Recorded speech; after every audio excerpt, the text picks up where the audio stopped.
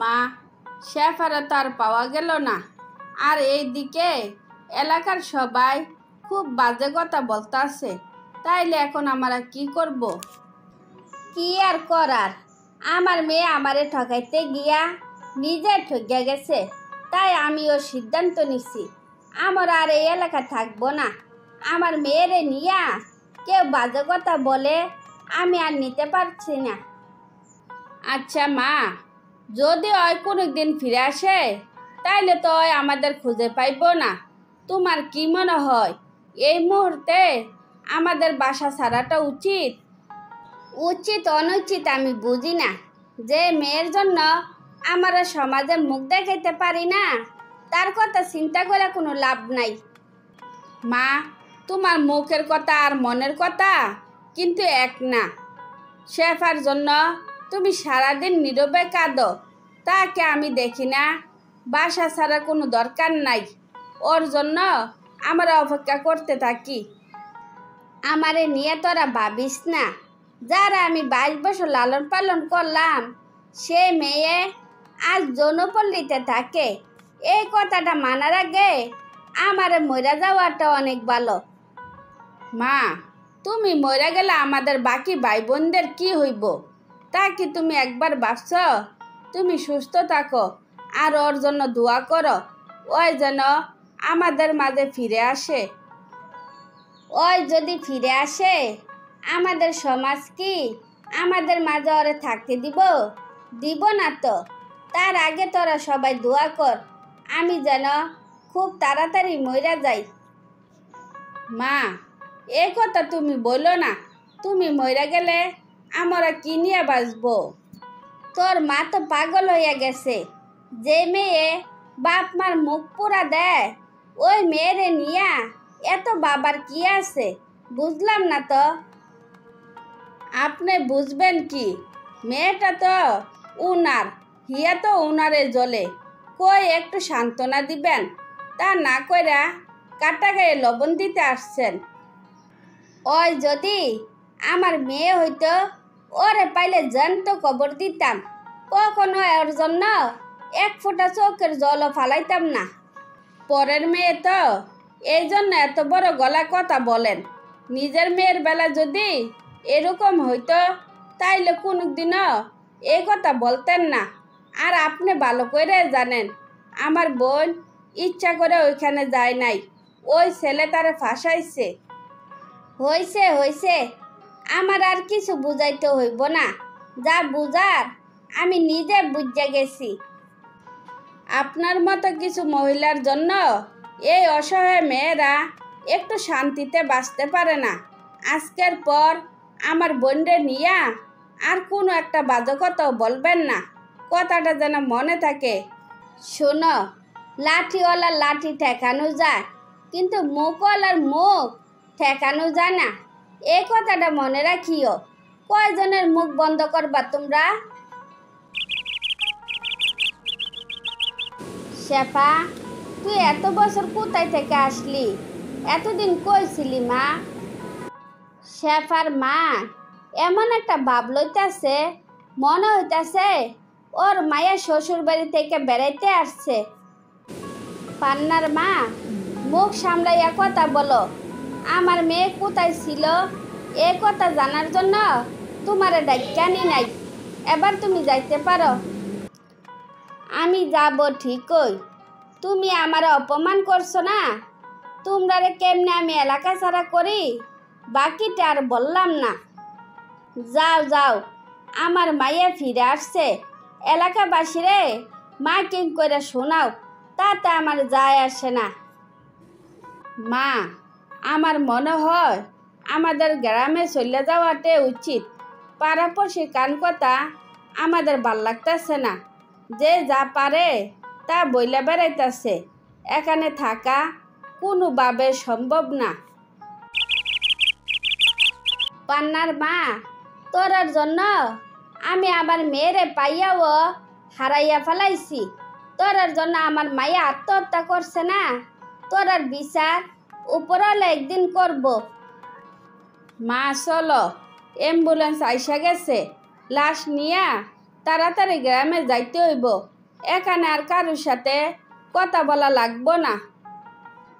তারপর সন্তানকে হারিয়ে মা দিশাহারা হয়ে পড়ে।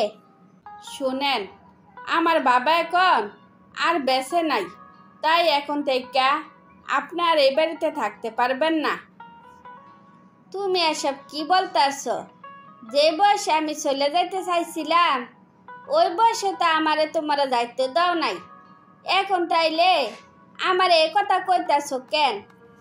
তোমারে কোনো কালে আমি মা হিসাবে মানতে চাই নাই। লাইলার চাপে পড়ে সেদিন তোমার আমি মা হিসাবে মান্য নিছি ঠিকই, কিন্তু মন থেকে তোমার আমি মা হিসাবে মানতে পারিনি। এ কথা তুমি এখন আমারে জানাইতেছ কেন? তখন তুমি আমারে জানাইতে পারো নাই। আর আমার অপরাধটা কি আমি জানতে পারি? তোমার কোনো অপরাধ নাই, সব অপরাধ আমার বাবার। আমার বাবা কেন আমার মায়ের জায়গা তোমাকে আনছে? তোমার মনে যদি এত সমস্যা থাকে তুমি তোমার বাবারে সরাসরি বলতে পারতে।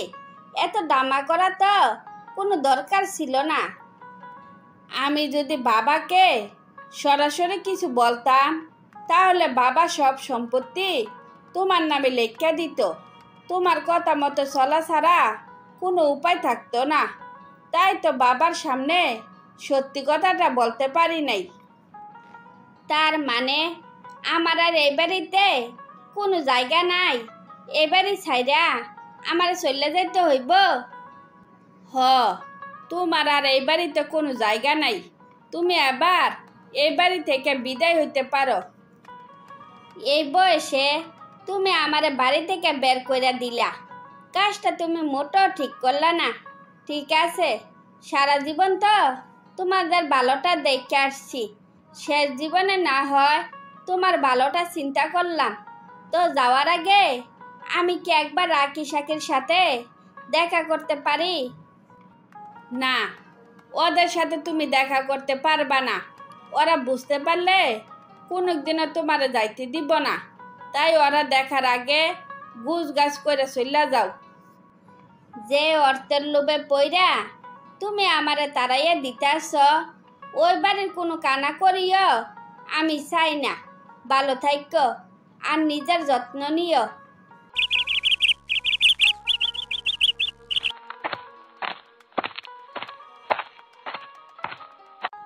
তুমি আসলে একটা লোভী।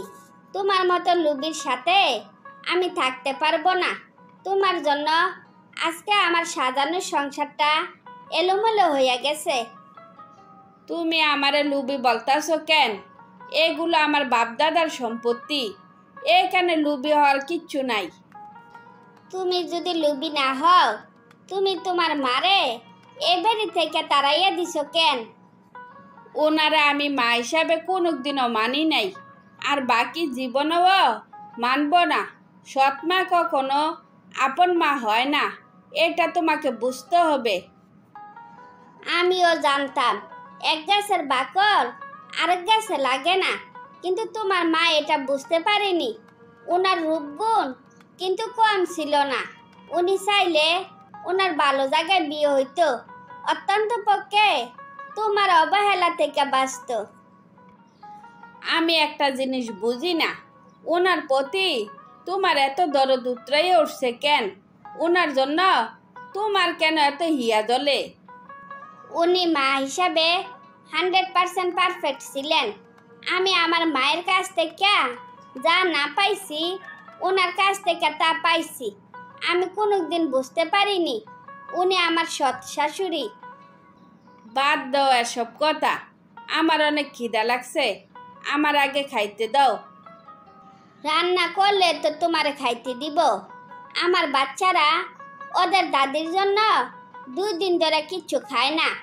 এভাবে যদি চলতে থাকে বাচ্চারা কিন্তু মইরা যাইব। কি আজব কথা! এখানে আমার কি করার আছে? তোমার কিছু করার নাই, যা করার আমি করব। আমার বাচ্চাদেরকে আমি মরতে দিতে পারি না, তাই আমি সিদ্ধান্ত নিছি আমরা আর এই বাড়িতে থাকবো না। যদি তোমার মা কোনোদিন ফিরে আসে সেদিন আমরাও ফিরে আসব। তুমি এসব কি কইতাছ? ওনার জন্য তোমরা আমারে সাইডে চলে যাইবা? তোমার কি সন্দেহ হইতেছে? যে বাড়িতে কোনো মানবতা নাই সেই বাড়িতে আমরা থাকি না। ভালো থেকো, নিজের খেয়াল রাখো। তারপর শাশুড়ির জন্য বউ আর তার সন্তান একেবারে বাড়ি থেকে চলে গেল।